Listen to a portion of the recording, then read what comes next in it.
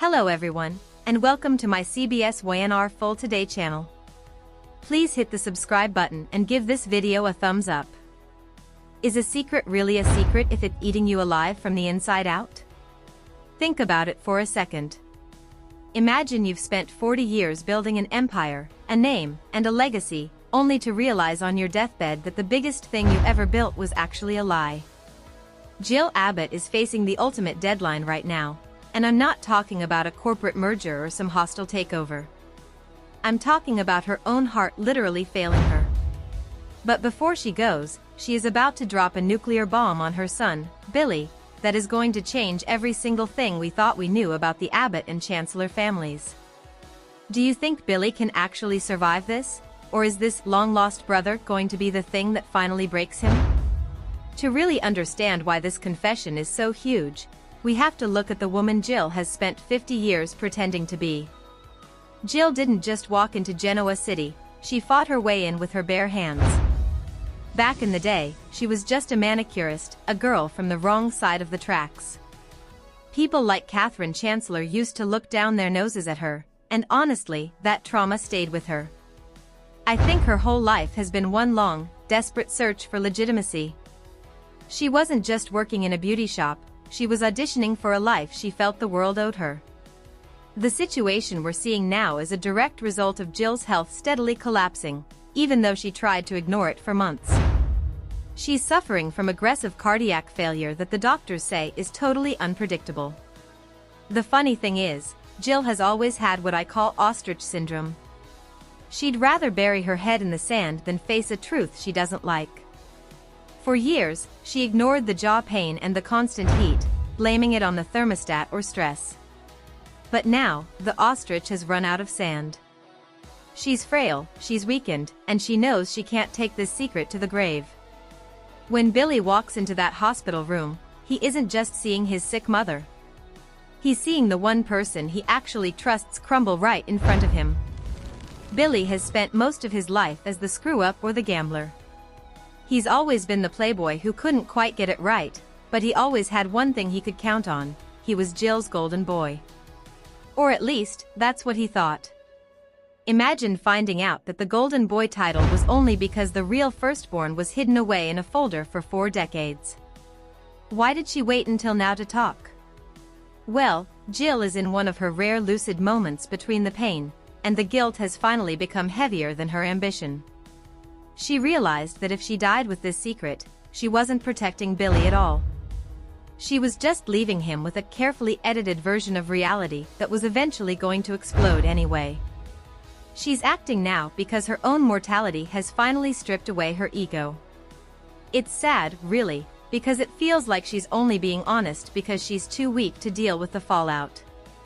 Now, let's get into the actual confession. Jill tells Billy that there's a secret tied to an old will and the future of Chancellor Industries. She admits that before Billy was even born, she had a child. Now, there's some conflicting info here. One source says the father was Philip Chancellor too, while another says it was a young musician named Daniel Reed.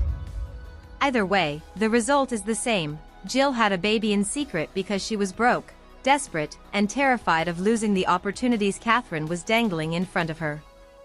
She tells Billy she convinced herself she couldn't have the baby and the career. She gave the boy up to a family in Chicago and told herself she was giving him a better life. But come on, let's call it what it was. Jill sacrificed her firstborn at the altar of social mobility. She was clearing the path for her own ascent. This is pure Machiavellian behavior, and the trauma of that choice is probably why she's been so overprotective and smothering with Billy all these years. She was trying to fill a hole in her heart with the Abbott name and status. Billy is standing there, and you can almost feel the air leave his lungs. He's stunned, like the ground just vanished beneath his feet. Minutes ago, he thought he was the one in control of the Chancellor Empire. Now, Jill has just handed him a live grenade. He starts replaying his whole life in his head, noticing all those gaps in his family history he never questioned before. Don't you think those blank spaces feel a lot more like lies now? And then comes the part that is going to set the internet on fire. This isn't just some stranger from Chicago. Jill pushes an envelope toward Billy, and inside is a photograph of someone he knows, and someone he absolutely hates. It's Cain Ashby. Can you even imagine that? The man Billy has fought with for years, the man who arrived in town claiming to be Philip Chancellor III, is actually his brother. Jill admits that when Cain first showed up, she was suspicious, but it wasn't because of his story. It was because she recognized his eyes, Daniel Reed's eyes. She actually ran a secret DNA test years ago and confirmed that Cain was Daniel Reed Jr., her firstborn son. She knew. She let Cain and Billy tear each other apart in the boardroom while she sat on the truth. Why would a mother do that? She says she was protecting them from each other, but it sounds more like she was protecting her own reputation. Think about how this reframes every single fight those two have ever had. They weren't just rivals, they were blood-bonded brothers fighting over a company that Jill says Cain actually has a central claim to because of a secret clause in an old will. All those times Cain felt like an intruder or an imitation, he was actually the one who belonged there the most. It's a sick joke from fate, isn't it? I honestly find Jill's timing to be pretty cruel. She waits until she's too weak to face the consequences, then hands Billy the bill for her 40 years of lying. If she really loved him, wouldn't she have told him when he was strong enough to handle it? Not when he's already grieving her? It feels less like a confession and more like one last act of control. She's essentially forcing Billy to become the patriarch before he's even had a chance to just be a son. And what about Cain? He grew up believing his biological parents' heartbreak led to the car accident that killed his adoptive parents. He's been carrying this quiet terror of abandonment his whole life. To find out that Mom, the woman he respected and sometimes worked for, was actually his mother? That is enough to break anyone's mind. Jill says she kept check on him through intermediaries for years just to make sure he was safe. Safe while he was bouncing through foster homes after his parents died? That's her defense? It's hard to swallow. Things are about to get a lot worse for Chancellor Winters, too. Billy is trapped in a nasty paradox. If he denies Cain, he's basically saying he cares more about the money and the company than his own flesh and blood. But if he accepts Cain, he might lose the empire he's fought so hard for. This isn't just business anymore, it's blood. And you know who's going to love this? Victor Newman. We know Victor loves to use family secrets like a sledgehammer. If he finds out Billy is legally compromised, he will dismantle that company before Billy can even find a lawyer. Let's look at the 5 heartbreaking words Jill whispers to Billy before she goes. She tells him, Billy has to be strong. On the surface, that sounds like a mother's love. But look deeper. It's a burden. She's telling him he doesn't have the luxury of falling apart, even though his world is ending. It's Jill's final manipulation. She's transferring her own anxiety and her fear that he isn't ready onto his shoulders while he's sobbing at her bedside. And then there's the "be better than me" line. That is a heavy thing to leave behind. It's an admission that she knows she messed up, but she's leaving him to fix the wreckage. Billy is left with a weight that doesn't even have a name yet. Every step he takes out of that hospital room feels like he's dragging an entire empire behind him. For the first time in his life, he feels completely out of control. The fallout for the rest of the Abbotts is going to be massive. Jack is going to be suspicious, Ashley is going to doubt every family story she's ever heard, and Tracy is going to feel that emotional tension before a word is even said. A hidden sibling isn't just a secret, it's a direct threat to the foundation of their entire history. They all worshipped their father, John Abbott, and now they have to wonder if he knew. Was this a cover-up he was part of? I have to wonder if Billy will ever really forgive her. How do you grieve a brother you didn't even know existed? It's a loss of 40 years of connection. It's a theft of identity. Billy's whole life is now divided into before and after this confession. He's not just the wild Abbott son anymore. He's a man whose very origin story has been rewritten in real time. What do you think Cain is going to do? He's not exactly the forgive and forget type. I predict a massive legal battle over that secret clause in the will. I can see Kane taking a dark turn, using this truth to systematically strip Billy of everything just to make up for the life he lost. He might feel pure rage that Jill inexplicably favored him while knowing the truth but never calling him her son. And don't forget the other drama happening in town. Nikki Newman is dealing with some serious health scares, headaches that could be stress, her MS, or maybe something even more sinister like being drugged. While the Abbotts are in a civil war, the Newmans are also falling apart. Nick Newman is struggling with his own issues, and Victor is making shocking decisions to help him. Everything in Genoa City is colliding at the exact same time. In the end, Jill's death marks the end of an era. She was the last original character, the girl who clawed her way to the top and stayed there through sheer force of will. Her final act was a bomb, but it was also a piece of honesty she felt she needed to find peace. She reportedly reunites in spirit with her long-lost love, Colin, in a final moment of tranquility. But she leaves behind a world that is anything but tranquil. So, here are the big questions for you. Would you ever forgive a parent for hiding a brother from you for 40 years? Is that something you can even move past? And who do you think has the real right to lead Chancellor Winters, the legitimate son Billy, or the firstborn Kane? It's a battle of blood versus law, and honestly, I don't think anyone is coming out of this clean. This story is just getting started, and the consequences are going to be explosive for years to track. If you want to keep up with every twist and turn in the Abbott and Chancellor war, make sure you hit that subscribe button and turn on the notifications. Smash the like button if you think Jill's confession was long overdue, and drop your wildest theories in the comments. Is Kane really the brother, or could there be one more twist waiting in the shadows? We'll be right here to break it all down. Thanks for watching, and I'll see you in the next one where the legacies are long and the stakes are mortal. The emotional earthquake shaking Genoa City right now may become one of the most devastating chapters in the history of the young and the restless. At the center of the storm stands Jill Abbott, a woman who spent decades fighting for power, respect, and survival, only to discover that the greatest enemy she ever faced was the truth she buried inside herself. This storyline is not just another family scandal or corporate betrayal. It is a brutal psychological reckoning about motherhood, identity, guilt, and the unbearable cost of ambition.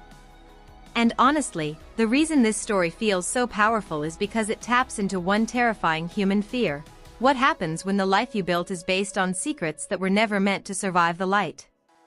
For years, viewers have watched Jill evolve from an outsider clawing her way into high society into one of the most influential women in Genoa City. She survived wars with Catherine Chancellor, survived heartbreak, betrayal, and endless corporate battles, but beneath all that toughness was always a woman haunted by insecurity. That history matters now more than ever because this revelation about Kane changes the emotional meaning of Jill's entire life. Suddenly, her obsession with status, legacy, and control no longer feels like confidence. It feels like compensation. It feels like the desperate behavior of a woman trying to outrun the pain of abandoning her first child. What makes this twist especially heartbreaking is the timing. Jill is not confessing because she suddenly found moral clarity or courage. She is confessing because death is approaching and she knows the clock has run out. Her failing heart becomes symbolic of the emotional collapse happening inside her. The body can only carry buried guilt for so long before it breaks. That hospital room scene between Jill and Billy would likely become one of the most emotionally raw moments the show has delivered in years because it strips away every illusion between mother and son. Billy walks into the room believing he understands his life, his family, and his place in the Chancellor dynasty. Minutes later, every single certainty he ever had is shattered. The tragedy of Billy Abbott has always been his search for validation. He constantly tried to prove he was worthy of the Abbott legacy, worthy of leadership, worthy of respect. Even when he self-destructed, gambled, or sabotaged himself, there was always one emotional anchor keeping him steady: the belief that Jill loved him unconditionally. But this confession changes that foundation entirely. Suddenly Billy has to confront the horrifying possibility that he was not the center of Jill's emotional universe because she loved him more. He may have been the child she clung to because she lost the first one. That realization alone is enough to psychologically destroy someone. Imagine discovering that your entire childhood was shaped by the ghost of a sibling you never knew existed. Billy now has to reevaluate every memory, every moment of favoritism, every overprotective decision Jill ever made. Were those actions truly about him, or were they attempts to heal wounds she never admitted existed? That emotional confusion is what makes this storyline feel so much bigger than a simple secret sibling reveal. And then comes the true shockwave, Cain Ashby being revealed as the hidden firstborn son. That revelation completely rewrites decades of tension between Cain and Billy. Their rivalry suddenly transforms from business competition into unconscious sibling warfare. Every insult, every betrayal, every power struggle now carries an entirely different emotional weight. The irony is almost Shakespearean. Two brothers spent years fighting each other without ever understanding why the conflict felt so personal and so intense. The psychological damage to Cain may actually be even worse than what Billy experiences. Billy loses certainty, but Cain loses identity itself. He grew up carrying feelings of abandonment and instability, and now he learns that the woman who watched him from a distance was not merely a concerned family associate. She was his mother. That kind of revelation destroys the emotional boundaries a person builds to survive trauma. Cain would likely begin questioning every relationship and every memory he ever trusted. Was he loved? Was he monitored? Was he simply managed from afar like another one of Jill's business projects? That is where the story becomes morally fascinating. Jill insists she was protecting both sons, but her actions suggest something far darker. She protected herself first. She protected her reputation, her rise into elite society, and the carefully curated image she spent decades building. In many ways, Jill's secret represents the darkest side of social ambition. She sacrificed emotional truth for upward mobility and convinced herself it was noble because it led to success. But success built on silence eventually collapses under its own weight. The potential fallout for Chancellor Industries makes everything even more explosive. Corporate power on soap operas is never just about money. It represents identity, legitimacy, and emotional inheritance. If Cain truly has a stronger claim through a hidden clause in Catherine Chancellor's will, then Billy is suddenly standing on unstable ground. The empire he believed belonged to him may legally and morally belong to someone else. That creates an impossible dilemma because no matter what Billy chooses, he loses something essential. And hovering above all this chaos is Victor Newman, a man who has built an empire by weaponizing family weakness. Victor understands better than anyone that emotional instability creates opportunity. If Billy becomes distracted by grief and identity collapse, Victor could easily move against Chancellor Winters at the exact moment the company is most vulnerable. That possibility adds another layer of danger because this secret does not exist in isolation. It arrives while Genoa City itself is already emotionally fractured. The parallel struggles inside the Newman family make the story feel even heavier. Nikki's health concerns, Nick's instability, and Victor's desperate attempts to maintain control create the sense that every major family in Genoa City is approaching collapse simultaneously. It gives the entire narrative a haunting atmosphere, as if the older generation's secrets and mistakes are finally consuming the next generation all at once. Perhaps the saddest part of the entire story is Jill's final message to Billy. When she tells him he must be strong, it sounds loving on the surface, but underneath it feels like another emotional burden. Billy is denied the freedom to completely break down because Jill needs him to carry the consequences of her choices after she is gone. Even her apology becomes another responsibility placed on his shoulders. That is tragically realistic because family trauma often works exactly that way. Parents hand unresolved pain to their children and call it strength. The Abbott family itself may never recover from this revelation. Jack, Ashley, and Tracy would all begin questioning the integrity of their shared history. If John Abbott knew about Cain, then the entire moral image of the Abbott patriarch becomes compromised. Suddenly the family's foundation no longer feels secure. The past becomes contaminated by suspicion. What makes this storyline so compelling for longtime viewers of The Young and the Restless is that it combines classic soap opera drama